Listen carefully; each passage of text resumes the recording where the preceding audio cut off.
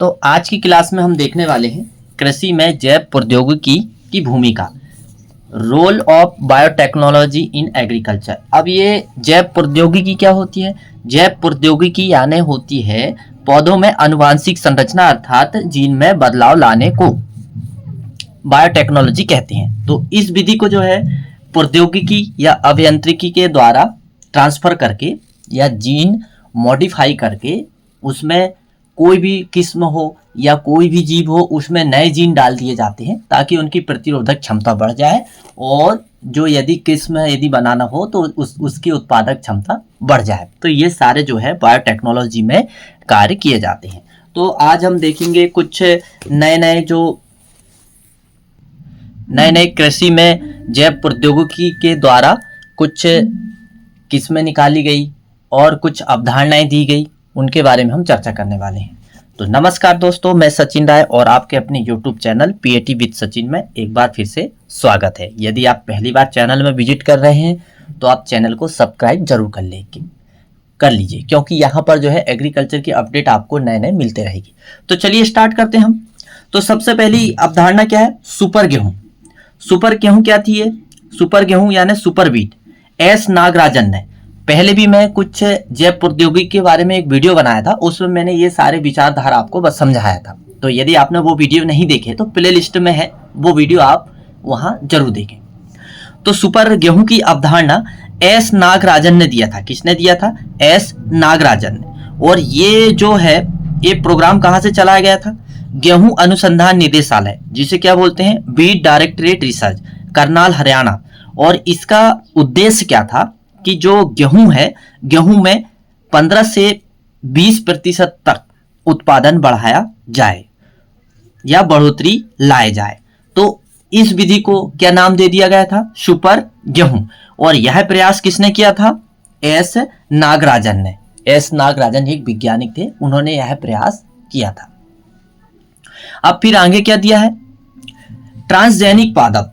Transgenic पादप नाम से ही पता चल रहा है कि इनमें जो है आनुवांशिक रूपांतरण होता है, यानी कि जेनेटिक मॉडिफिकेशन होता है कि एक जीव के DNA को दूसरे जीव में स्थानांतरण करके उनको स्ट्रॉन्ग बनाया जाता है, उनकी प्रतिरोधक क्षमता या उनकी उत्पादक क्षमता बढ़ाई जाती है।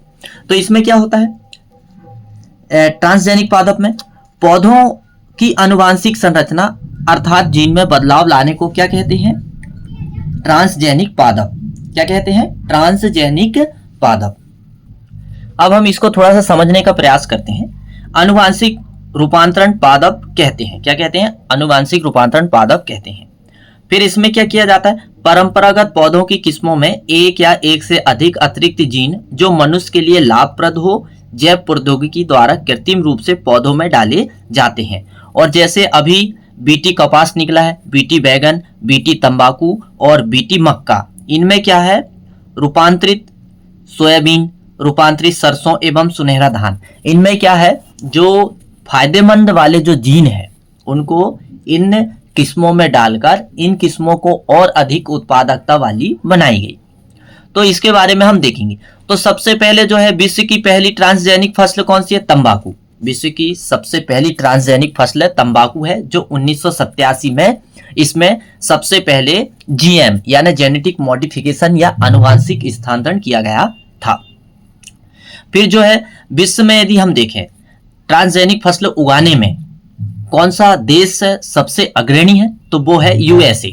यहाँ पर USA में 40% ट्रांसजेनिक फसलों की खेती होती है। फिर इसके बाद में अर्जेंटीना आता है, ब्राजील आता है 25%, अर्जेंटीना आता है 15% और भारत का चौथा स्थान आता है 7% के साथ। और सबसे लास्ट में यदि हम देखें तो चीन है 2%। फिर इसके बाद में हमने देख लिए देश के बारे में। अब हम देखेंगे कि ट्रांसजेनिक फसल में कौन सी फसल का प्रथम स्थान है। तो सोयाबीन जो है, सोयाबीन में सबसे ज्यादा ट्रांसजेनिक किस्मों को निकाला गया है और ये जो है 50% ऐसी किस्में हैं जो ट्रांसजेनिक किस्में हैं सोयाबीन की। बाकी फिर मक्का है और कपास है। मक्का का द्वितीय स्थान है और कपास का तृतीय स्थान है। अब ट्रांसजेनिक में क्या होता है कि विश्व में ट्रांसजेनिक फसलों का उत्पादन सबसे अधिक शाकनाशी रोधी जीनों के लिए किया गया है। तो शाकनाशी रोधी जीनों के लिए सबसे ज्यादा जो है ट्रांसजेनिक तकनीकी अपनाई गई है। यदि हम भारत में देखें तो भारत में ट्रांसजेनिक फसल उत्पादन में बीटी कपास उगाई जाती है। अब बीटी कपास में क्या होता है? बीटी कपास यानी एक भूमि में पाए जाने वाला एक जीवाणु होता है जिसका नाम है बैसिलस थुरिंजेंसिस, और यही बैसिलस थुरिंजेंसिस को कपास में ट्रांसफर किया जाता है क्योंकि कपास में बोलवर्म और बहुत सारे कीट का प्रकोप ज़्यादा होता है। तो ये जो है जीन कपास के अंदर जाकर वहाँ पर टॉक्सिटी या फिर विषाक्तता पैदा कर देता है इन कीटों के लिए। तो फिर ये कीटों का प्रकोप कपास की फसल में कम होने लगता है, वो खुद ही कपास का रस चूसते हैं और ऑटोमेटिकली मर जाते हैं। तो ऐसी ये तकनीकी अपनाकर जो है फसलों को स्ट्रॉन्ग बनाया गया है। तो सबसे ज़्यादा जो है बीटी कपास का जो क्षेत्रफल है यदि हम भारत में देखें तो गुजरात में। फिर इसके बाद में अब बीटी कपास में क्या होता है? बीटी कपास में बैसिलस थुरिंजेंसिस नामक बैक्टीरिया के क्या डाले गए हैं? क्रिस्टल प्रोटीन डाले गए हैं। क्या डाले गए हैं? क्रिस्टल प्रोटीन, जिसे क्राइजीन, और ये क्रिस्टल प्रोटीन में क्या पाया जाता है? क्राइजीन पाए जाते हैं। क्या पाए जाते हैं? क्राइजीन, जो डेल्टा एंडोटॉक्सिन पैदा करते हैं। ये पौधों में जाकर क्या करते हैं? डेल्टा एंडोटॉक्सिन पैदा करते हैं, और इसी डेल्टा एंडोटॉक्सिन के कारण जो कपास में जो लट लगती है, यानी कि लटें जो लगती है यानी कीट लगती है, बोलवर्म जो लगता है, तो ये टॉक्सिटी पैदा होने के कारण वो ऑटोमेटिकली मर जाता है और पौधे को, फसलों को सुरक्षा मिलती है। फिर इसके बाद में हम आगे चलें तो विश्व में सर्वप्रथम बीटी कपास की व्यापारिक खेती 1996 में शुरू हुई। विश्व में यदि हम सबसे पहले देखें बीटी कपास की जो खेती है, व्यापारिक खेती जो है 1996 में शुरू हुई, और इसमें डाला क्या किया गया था? कौन सा जीन डाला गया था? बीटी कपास की प्रथम पीढ़ी में प्रथम पीढ़ी यानी बोल ग्राउंड 1 के लिए जिम्मेदार केवल क्या है? यानी प्रथम पीढ़ी में जो ट्रांसफर जो किया गया था जीन, उसका नाम क्या है? क्राय1AC जीन था। लेकिन द्वितीय पीढ़ी में जब और इस जाति को स्ट्रॉन्ग बनाया गया तो द्वितीय पीढ़ी में 2006 की बात है, तो इसमें वैश्विक स्तर पर व्यापारिक खेती के लिए दोहरी जीन डाला गया, और उस जीन का नाम क्या था? क्राय1AC एवं क्राय2AB शुरू हुई। तो ये दो जीन डालकर कपास की और अच्छी स्मार्ट किस्म को बनाया गया ताकि जो है इस कीट से बचा जा सके।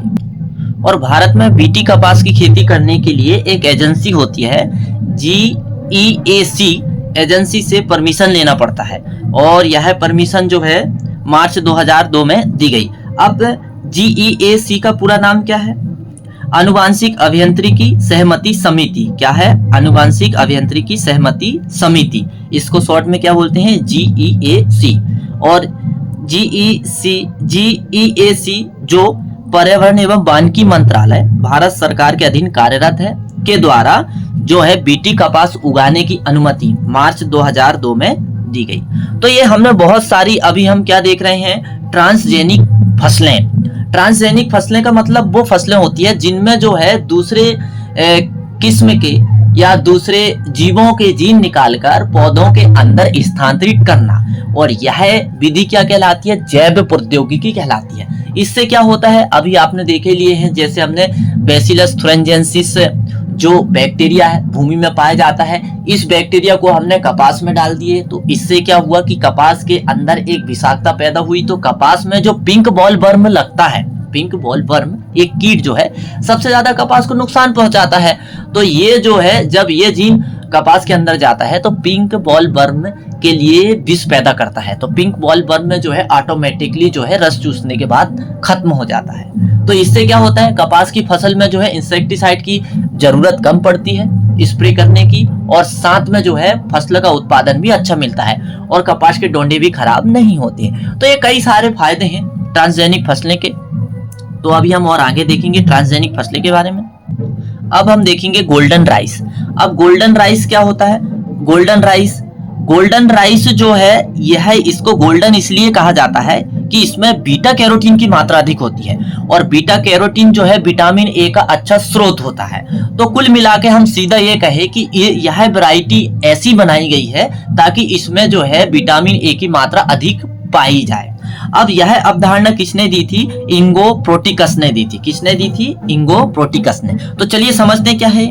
गोल्डन राइस आनुवांशिक रूपांतरित जीएम धान है। क्या है? आनुवांशिक रूपांतरित जीएम धान है, यानी जेनेटिक मॉडिफाई या मॉडिफिकेशन धान है।